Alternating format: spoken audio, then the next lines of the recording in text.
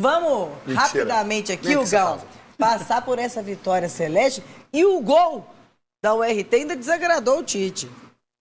Hoje eu fiquei chateado, confesso, de ter tomado o gol que não podia ter tomado. Um pouquinho mais de atenção nas finalizações que tinham, era de fora da área, não de infiltrações. Mas faz parte também de um processo de evolução da equipe. Eu tenho as minhas opiniões em relação ao senhor Adenor, né? Faço as minhas críticas aqui. Eu nunca vou torcer por uma derrota do Cruzeiro para que um treinador perca o seu espaço. Eu acho que quem tem que fazer a análise é a diretoria do Cruzeiro em relação se o trabalho está bom ou não. Comprova-se que não está bom o trabalho, eu vou respeitar a equipe do RT, mas eu tenho que tirar esse peso do senhor Adenor. Gente, eu estou com vocês, torcida celeste. Senhor Adenor, na minha opinião, não é treinador para o Cruzeiro, não. Mas o gol que o Cruzeiro sofre é mais de uma falha defensiva e uma falha de atenção do que propriamente uma culpa do treinador. Porque tem falha, inclusive, do Cássio, que saiu muito mal naquela bola. E daqui a pouco eu tenho opinião polêmica, inclusive, sobre o lance que a URT está reclamando em relação ao impedimento. Os 2 gols sofridos pelo Cruzeiro que prejudicaram a URT. Bom lembrar. Nos dois. Não, nos dois ele falhou.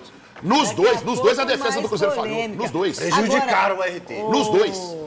B+, falando em prejudicar. Agora, vamos ver a vitória celeste, que também teve polêmica. Melhor classificado com a vantagem de jogar em casa a partida de volta da semifinal. Esse é o cenário do time celeste depois da primeira fase do Campeonato Mineiro. E aí, independentemente de qualquer situação, uma vitória era importante hoje, com todas as dificuldades que a gente colocou. Teve essa consistência, essa maturidade a equipe para consolidar essa classificação. Para conseguir a melhor campanha, o último jogo não foi nada tranquilo. Muito pelo contrário, teve reclamação da URT nesse lance aí, ó. O time de Patos de Minas fez 1-0, mas o VAR viu impedimento e anulou, e ficou na bronca. Nas redes sociais, o clube soltou uma nota dizendo que a decisão ultrapassou o campo esportivo e atingiu diretamente os objetivos traçados pelo clube na competição. O time também vai formalizar, segundo a nota, junto à Federação Mineira de Futebol, a solicitação de acesso às imagens em alta resolução. Ainda teve mais polêmica. O Bolassi, ex-Cruzeiro, que está lá na Chapecoense, postou nas redes sociais também sobre a expulsão do Matheus Henrique. Ele disse que a dividida não foi para cartão vermelho. Agora chega, vamos aos gols.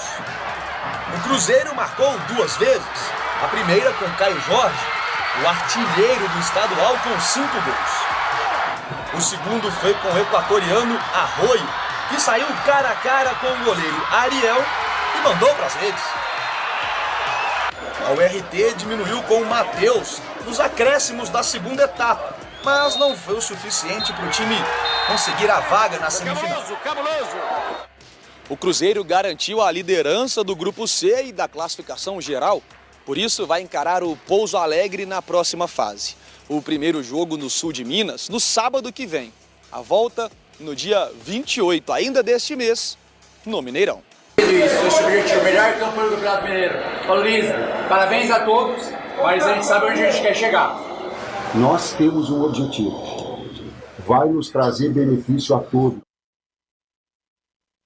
Vamos para a próxima aí de uma vez, Vitinho, que são os lances polêmicos, que aí o Hugão vai comentar, mas também tem o Fael e tem o B para comentar aqui os lances polêmicos da rodada. Mas aí foi a postagem da URT, ô Hugão?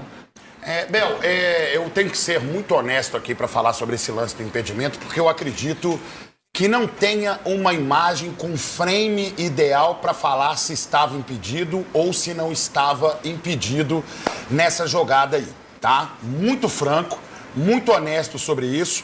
Mas, para mim, o maior absurdo também foi a expulsão do Matheus Henrique, porque nessa situação os 2 jogadores chegam com a mesma intensidade e chegam com a mesma força para disputar a bola, e agora a bola tá com o Fael aí para começar. Me preocupou no time do Cruzeiro, e eu entendo a qualidade da URT, nunca foi fácil enfrentar um time da URT, porque é um time de muita tradição do interior, que sempre complicou muito a vida dos times da capital, mas ainda assim o Cruzeiro não pode se permitir a uma trocação e permitir que o time adversário devido à qualidade do elenco do Cruzeiro e o investimento, sofra nas mãos dos times que às vezes têm um investimento menor. É claro, vai ter muita força de vontade, vai ter muito empenho dos times do interior, que eu respeito demais, e todo mundo sabe como eu respeito o RT, como eu respeito o Itaberito, como eu respeito o Pouso Alegre, mas o time do Cruzeiro tem que se impor pelo elenco que tem.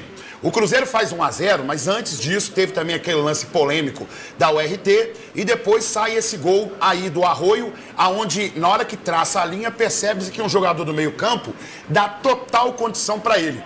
No primeiro olhar, eu vi e achei que realmente ele estava impedido, mas acho esse árbitro um tanto quanto confuso também, sabe? Acho ele um tanto quanto complicado. Parece que ele ficou meio receoso com algumas coisas, tomou algumas decisões erradas também. Tenho que concordar com algumas reclamações da URT. Tenho uma opinião polêmica, inclusive, sobre a marcação do impedimento do gol da URT, que eu quero debater sobre isso amanhã, inclusive com a Nadine, tá? E também com os colegas de bancada. Uma proposta aqui, inclusive, que vai ser colocada, que todo mundo pode pensar melhor em relação a isso. E depois, o que acontece? No meio do jogo, a gente tem a expulsão do Matheus Henrique, que acontece nessa jogada aí. Uma dividida, aparentemente, né? A Nadine que vai dizer isso, se foi ou não foi. Que a bola chega para os dois jogadores, os dois dividem ao mesmo tempo. Foi pelo segundo amarelo, só para esclarecer para o público. Exato, ele toma o segundo amarelo, toma o vermelho, então não tem análise do VAR nessa situação.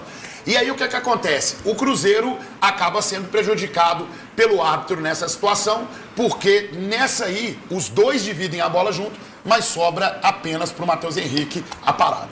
Ô, gente, agora pro... Lá parece que Leila liberou, Bruno Rodrigues volta ao Cruzeiro, chega hoje, Jugão? E uma informação rápida que eu gosto dele demais pelo seguinte, Bebel, é um jogador que gosta de ficar com a bola, toma decisões corretas, evidentemente que eu não tenho bola de cristal para dizer se essa segunda passagem pelo Cruzeiro vai dar certo. Como foi a primeira, porque no Palmeiras não deu tão certo, né? Exato, não deu porque é um time mais coletivo, de transição, de posse de bola e passe de bola mais rápido, o time do Palmeiras. Ele é mais por causa das lesões, né? E também por causa das lesões. E aqui no Cruzeiro ele não teve tantas lesões, o departamento médico do Cruzeiro é fora de série, mas olha só, é um jogador de tomada de decisão rápida. Além disso, gosta de ficar com a bola e quando tem que passar a bola sempre toma as decisões corretas. Então estou contente com a volta dele e espero que dê certo também nessa segunda passagem. Ele que ajudou o Cruzeiro a voltar em 2022 para a Série A. É verdade, o acesso. Daqui a pouquinho a gente volta então com muito mais. Fica aí, vamos conversar aqui no jogador que passou na Série B lá, tem muita Série B. Em compensação, 50 anos, se eu falar... Leonardo Jardim de volta no Cruzeiro? A pergunta voltou a ganhar força nos bastidores da Toca da Raposa, e não é por acaso. Após semanas de pressão e atuações irregulares sob o comando de Tite, o nome do treinador português reapareceu como uma sombra constante no noticiário celeste. A vitória por 2-0 sobre o América MG deu um respiro ao atual comandante. Internamente, havia a percepção de que um tropeço poderia ter custado o cargo. No entanto, o empate diante do Mirassol reacendeu o sinal de alerta.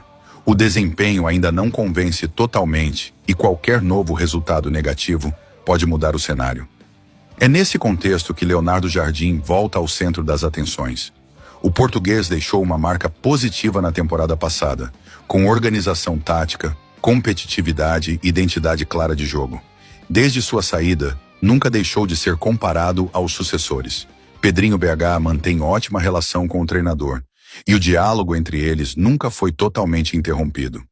Isso significa retorno? Ainda não. Leonardo Jardim demonstrou desgaste com o futebol brasileiro.